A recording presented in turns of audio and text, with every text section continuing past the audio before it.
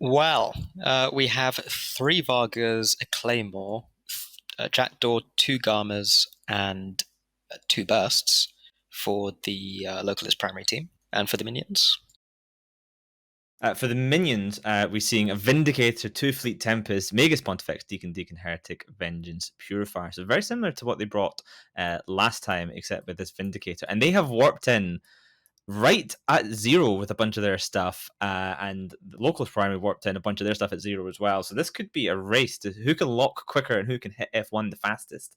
As both, even their support wings are as close warp ins as they possibly could be. They're only like 30 kilometers away from each other. yeah, I'm anxious to see how these teams fare against each other. They've both whooped in a lot of damage at zero. I think that the Vargas may actually come out slightly ahead, as they also have the Claymore at zero as well, which presents itself as both another target but also another damage dealer in the center there. So it's going to be tricky to see how they play, and neither side has a way of really mitigating damage, since TDs at this range won't work, and neither of them have jams to speak of.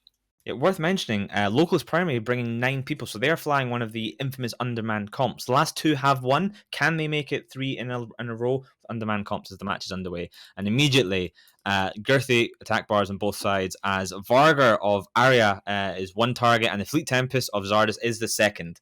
This is a DPS race, Misty. They are really chunking through that Tempest Fleet issue. For a moment, I thought it was a Varga with how fast it dropped into armor. It's now half armor, with the Vargas also kind of holding up in low shields as well. Both sides putting out a lot of damage. And I think the Varga might actually die first. I don't know. They're both going to hit hull at the same time, so I think the Fleet Tempest does have more hull than a Vargar, so it should have that little bit extra buffer. But as I say that, the Vargar is actually looks like it might win this trade, but they're going to go down almost at the same time. So the DPS race continues, neck and neck. Fleet Typhoon goes down first. Vargar follows it pretty much straight after that. And yeah, 24 points, 23 points. Now it's on to Vargar Fleet Tempest yet again. Yeah, one thing to note is that since they've lost the Varga, that's a lot of damage, same with the Tempest Fleet issue, but we haven't pointed out that they have a Purifier on the minions side with those torpedo launchers doing basically battleship damage to these Vargas as well. So still an even ability to trade damage here, but it looks like it's favoring the Vargas at the moment with this Tempest Fleet issue dropping even further. Yeah, that's a very good point on that purifier there, Misty. And I'm actually kind of surprised to see that those two Garmers haven't just gone off after it and almost soloed it down themselves, because, I mean, those Deacons are going to be busy keeping the Fleet Tempest up. There's no way they're going to keep a purifier alive as well. A burst going down there on the locals primary side. Is this starting to swing a little bit towards the minions in terms of control here if they keep this Fleet Tempest alive a little bit longer? I think if they lose this Tempest Fleet issue, but they trade it for the Varga, if they're able to, then it will put them in a decent spot, as they'll only have to tank the Vindicator against one Varga and one Claymore, basically. They're not really experiencing too much pressure from these Garmers for some reason. I thought that they'd be trying to split reps. It looks like they might be trying to clear some rep bots instead at this point. But I don't know how effective that is when they could be forcing the Deacon to rep his friend, or choose between the Vindicator that's currently taking damage here. Yeah, I do think that getting that purifier down is probably super important for them, because it just removes a huge amount of DPS on that Vargar, and Desti Noah is struggling right now, dropping into hull, and if he goes down, that's basically 2/3 of their DPS gone from the field. Meanwhile, the minions still have a Vindicator, known for, of course, putting out a huge amount of DPS, and that purifier. Yeah, and I think the really important thing to note is that the minion side have their logistics wings still. So they're going up against a Varga, a Claymore, a Jackdaw, and a Garma, but they have both of their deacons, whereas the localist primary side doesn't have any remote reps at all. So now the Varga has to rely on its own tank, and when those charges run out, it will eventually drop into armor and then hull and die. And the other thing I want to point out is that with one of those Garmas dying, they don't have as much catch as they did before. So even if this Vindicator dies, if they're able to keep this Purifier up, which it doesn't look like they'll be able to because it went to zero on a bunch of That occasions. should have happened so long ago. That purifier went down so quickly, and that is maybe 600-700 DPS removed from the field right there. That was just sitting, just vomiting that all over a couple of Vargars for. I mean, we're 4 minutes into the match almost. That's a huge amount of Yeah, DPS. I think that's a bit of a throw from the minion side. The Purifier ended up at zero on everything, so it basically just approached the Varga which put it in prime range to quickly be taken care of, and they don't have to worry about that damage pressure coming out anymore. You can see the Vindicator is tanking at this point in time. Maybe that's because one of the damage ships has burned its guns, or perhaps the reactive hardener that it probably has, being an armor ship, has spooled towards the damage that was being done. If that Purifier was still alive, I think they would have had a decent chance at least of doing something here. Yeah, the Vargar, Claymore, Garmer right now going up against the Vindicator. I mean, the Vindicator is slowly dropping. He isn't a hull. He is bleeding through hull as the Deacons are neutered, probably by the Vargar or the Claymore sitting directly on top of them. But it might be too little too late. Even if they kill his Vindicator, I say that though, actually, the Heretic and the Vengeance, can they kill the Vargar and the Claymore?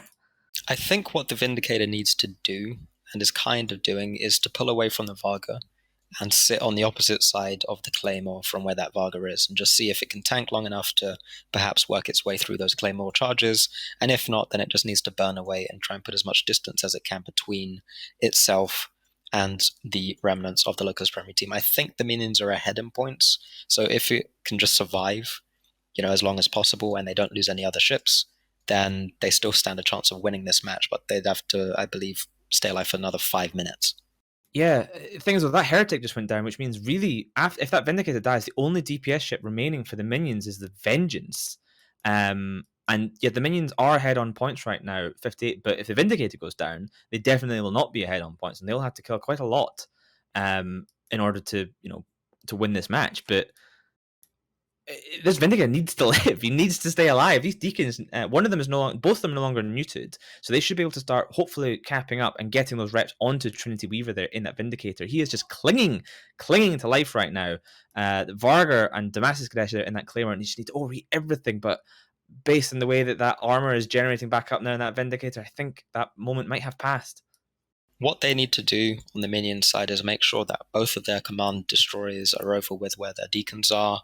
They need to basically practice screening, which is what we've spoken about in the previous kind of death segment, is make sure that Vargar and that Claymore can't get on top of their Vindicator, and also try and separate them. So I imagine the Claymore and Vargar are going to try and burn into that Vindicator to apply damage, and what they'll want to do is make sure that only one of those damaged ships get through, and then it might be possible for the Vindicator to work its way through while being repped by that Deacon.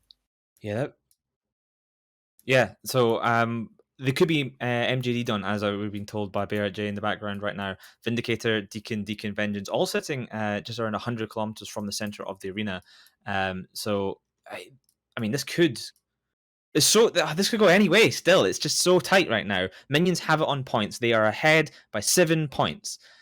So the Vargar and the Claymore, if they catch and kill 2 of the ships other than the Vindicator, then they're ahead on points.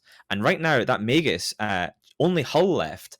He's going to go down. So the Magus is down. The Magus is down. Right now, the minions are ahead by 1 single point. So if any ship on their side dies, then they need to kill a Vargar or a Claymore in order to win. And all they've got to do that is, all they've got to do that is a Vindicator and a Vengeance.